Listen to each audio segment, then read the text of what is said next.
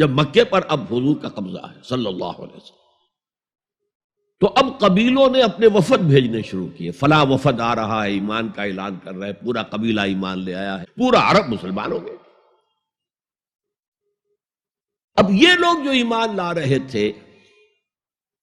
اور ایمان لانے کا مطلب کیا؟ صرف یہ کہہ دینا اشہد ان لا الہ الا اللہ واشہد ان محمد رسول اللہ صلی اللہ علیہ وسلم،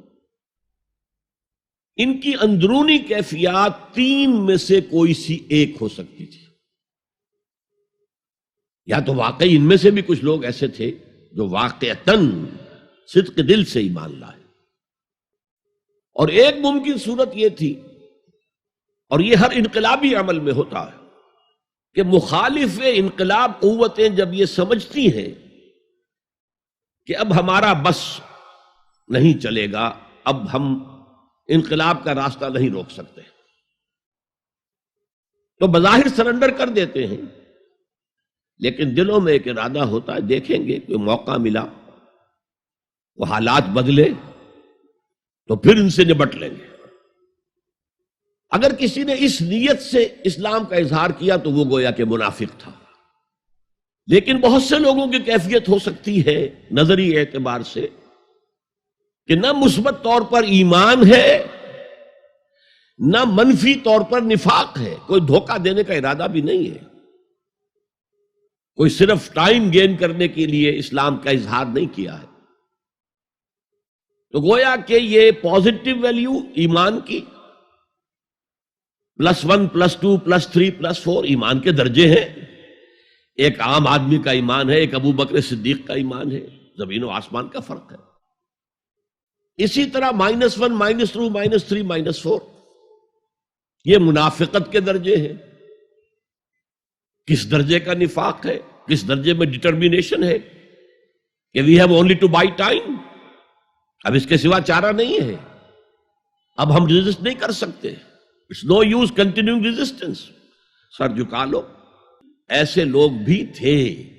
جن کے اندر صرف دھوکہ دینے ہی کے لیے وہ ایمان کا اظہار کر رہے تھے، ان کے پیش نظر دھوکہ تھا، اپنے آپ کو بچانا تھا۔ ان دونوں کے درمیان ایسے لوگ بھی یقیناً تھے جو نہ مثبت طور پر مومن تھے، نہ منفی طور پر منافق تھے، مسلم تھے۔ اسی آیت کے بنا پر امام ابن تیمیہ رحمۃ اللہ علیہ نے ایک عنوان قائم کیا ہے، اثبات الاسلام بغیر الایمان، اسلام کا اثبات، تسلیم کر لینا اسلام کو بغیر ایمان کے۔ اس آیت کے حوالے سے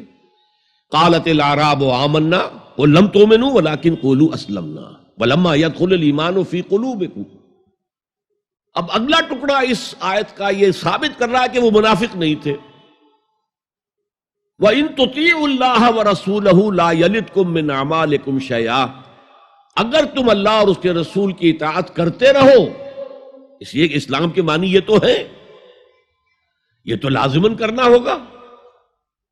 وہ دور جو ہے آج کی طرح تو نہیں تھا کہ نماز نہ پڑھو تب بھی مسلمان، پڑھو تب بھی مسلمان، کروڑ پتی ہونے کے باوجود حج نہ کرو تب بھی مسلمان۔ تو یہ بات تو نہیں تھی اس وقت، تو یہ کہ اطاعت تو کرنی پڑتی تھی، اس لیے کہ اطاعت تو ظاہر ہو جاتی، کوئی کر رہا ہے کون نہیں کر رہا ہے۔ ایک چھوٹی سی بستی مدینے کی، ان میں کون نماز پڑھ رہا ہے کون نہیں پڑھ رہا، صاف واضح ہوتا تھا، لہذا منافقین کو بھی آ کر نماز پڑھنی پڑتی تھی، بلکہ جو رئیس المنافقین تھا وہ ہمیشہ پہلی صف میں ہوتا تھا، اور جب حضور صلی اللہ علیہ وسلم خطبہ دینے کے لیے کھڑے ہوتے تھے تو پہلے وہ کھڑا ہوتا تھا اور کہتا لوگوں دیکھو ان کی بات توجہ سے سنو، یہ اللہ کے رسول ہے۔ کہ یہ جو اوس اور خزرج کے دو قبیلے تھے، ان میں اوس کا قبیلہ چھوٹا تھا، خزرج کا بڑا تھا، اور اس کا سردار یہ تھا سب سے بڑا، اور اس کے لیے طے ہو چکا تھا، مدینے والے اس ضرورت کو محسوس کر رہے تھے کہ یہاں 5 قبیلے آباد ہیں، اور 2 تو قدیم عرب کے ہیں جو یمن سے آ کر آباد ہوئے، اوس اور خزرج، اور 3 عرب سے باہر سے آئے ہوئے ہیں یہودی قبائل، بنو قینقاع، بنو نذیر یا نذیر اور بنو قریظہ۔ اب 5 قبیلوں کا ایک شہر ہے، ہر قبیلے کا نظام تو اپنی جگہ مستحکم ہے، اس کا ایک سردار ہے اور اس کی بات قبیلے والوں کو ماننی ہے، لیکن ان 5 کے درمیان معاملات جو ہیں کوئی آربیٹریٹر ہونا چاہیے، کوئی ایک ایسا ہونا چاہیے شخص کہ جس کی بات وہ پانچوں سنے اور مانے۔ اس لیے انہیں بادشاہ کی ضرورت محسوس ہوئی کہ کسی کو ہم اپنا بادشاہ بنا لیں، اور قرۂ فال بنام من دیوانہ زدند عبداللہ ابن ابی، اس کے بارے میں طے ہو گیا یہ ہمارا بادشاہ ہوگا۔ اس کے لیے تاج تیار ہو گیا سونے کا، تاج پوشی باقی تھی کہ حضور تشریف لے آئے بے تاج بادشاہ کی حیثیت سے۔ اس کے سارے خواب بکھر گئے،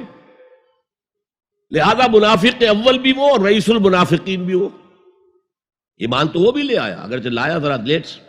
غزوہ بدر کے بعد، لیکن یہ ہے کہ وہ ایمان لایا تھا اسی انداز کا کہ ابھی دیکھیں گے، ہوا دیکھو، ہوا کا رخ دیکھو۔ تو یہاں کہا جا رہا ہے وَإِن تُطِيعُوا اللَّهَ وَرَسُولَهُ لَا يَلِدْكُم مِّنْ أَعْمَالِكُمْ شَيْئًا، جبکہ منافق کا کوئی عمل بھی قبول نہیں۔ لیکن یہاں فرمایا گیا کہ اگر تم اللہ اور اس کے رسول کی اطاعت کرتے رہو گے تو اللہ تعالیٰ تمہارے اعمال کے اجر و ثواب میں کوئی کمی نہیں کرے گا۔ دیکھیے اصولی اعتبار سے بات یہ ہے کہ ایمان کے بغیر کوئی عمل جو ہے قبول نہ ہو۔ یہاں ایمان کے بغیر نیکیوں کے اعمال کے قبولیت کا اعلان کیا جا رہا ہے، گویا کہ یہ ایک خاص رعایت ہے، اس لیے آیت ختم ہو رہی ہے ان اللہ غفور الرحیم، اللہ غفور ہے، اللہ رحیم ہے۔ یہ اس کے شان غفاری کا صدقہ ہے، یہ اس کی شان رحیمی کا صدقہ ہے کہ اس حال میں بھی تمہارے اعمال اگر تم اطاعت کرتے رہو گے اللہ اور اس کے رسول کی تو اللہ قبول فرما لے گا۔